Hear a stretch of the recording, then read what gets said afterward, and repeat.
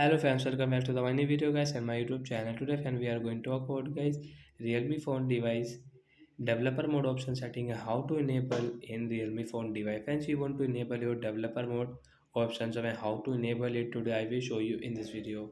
So before starting video fan, first of all go and subscribe the channel guys, click the bell icon and like the video.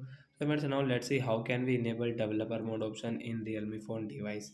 Open your phone setting and guys scroll it.